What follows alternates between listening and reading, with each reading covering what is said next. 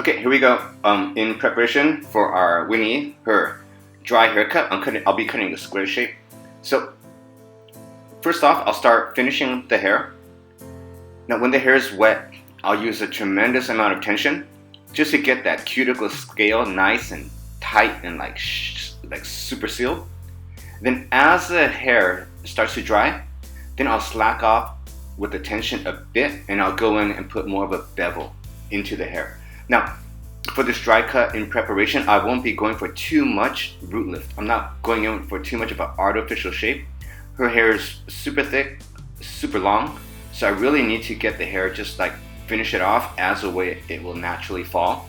I just have to make sure that the cuticle scale is like sealed shut and that the end result the hair feels like shiny, silky, and expensive.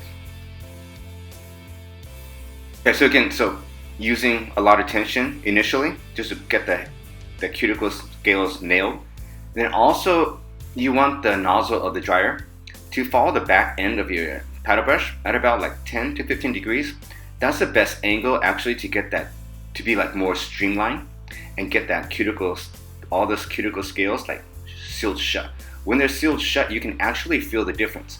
Like the hair, it doesn't feel coarse or nasty. It just feels like silk. So that's to actually really nail a finish, like $100 above haircut finish, you really have to put a lot of emphasis on getting that cuticle scale shut. And just like, you don't have to rush it. Just like I'm just leafing and beveling and leafing and beveling and just drying the hair in multiple directions. Okay, now that the hair is dry, I'll just push it around in lots of different directions. I'm actually feeling for like snag and weight. Okay, so now for the haircut, I'll start off on the sides and I'll push this hair straight out and I'll go in and I'll cut in my length. So this inspiration for this haircut is a one length, but I want it to fall a little bit softer. So I'm using vertical sections. Each section, I'm just combing the hair straight out and my elevation is at the same point as that original section. So I'm building up weight from the second section on. Okay, next, horizontal section. Again, I'm combing the hair super straight from roots to ends. I'm point cutting in my line because the hair is already dry and I find that if I cut really blunt on dry hair, those lines, they fall kind of not so attractive. So that's why I selected on dry hair for this technique to just go in and point cut in my lines.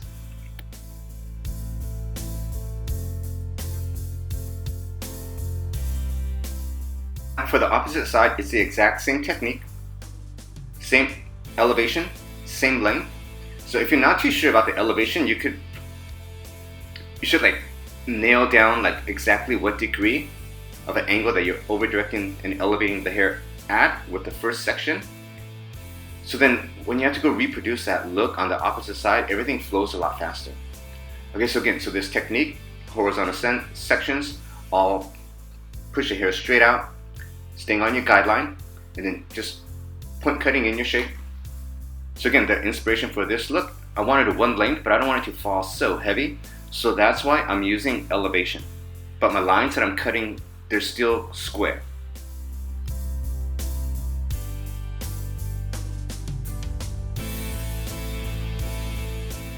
Okay, and through the back portion of the haircut, again, I'll comb the hair straight out, and now I have the two lengths. I have pieces from the sides, right? So I'm using those two guidelines, and then all the hair in between, I'll just knock that down. So I'll break this big section into half a section. I'm just working out that length, the guideline from that right side, and I'm point cutting in my square line. Now same thing, I'm using the guideline from the left, and then from there, I'm hitting my square line. And again, we're elevating this shape because I want it to fall a lot softer. If I wanted to go and cut a super technical one length, I could, but I want something that, again, is quite soft, but still working with those square lines. So as we know, when we elevate the hair, the end result is a lot softer. The hardest way to achieve the lines is basically combing the hair to natural fall and cutting on I would be cutting on her back, basically.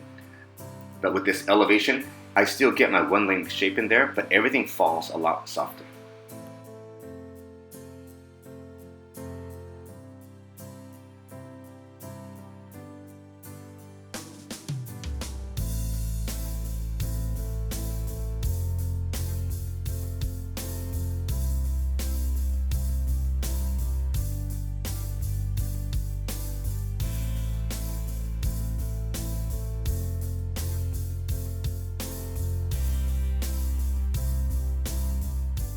So now that the hair is dry, I'm just going back and I'm refining my lines at natural fall.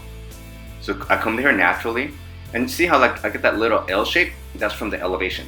So what I'm doing, I'm just gonna cut like a hard angle, so that it feels, if she wears her hair forward, geometrically it'll look a lot more impressive. And then actually when she pushes the hair back, that weight will set quite nicely.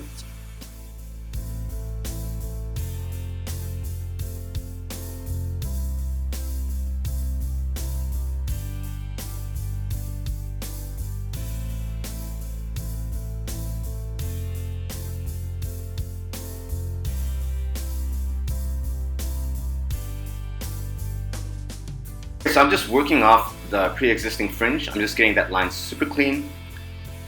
And just working with the tips of my shears. I go in there and it's all detail work. I'm not really going for a shorter fringe. I'm going for a cleaner, more perfect fringe. Okay, anyway, there we have it. Enjoy.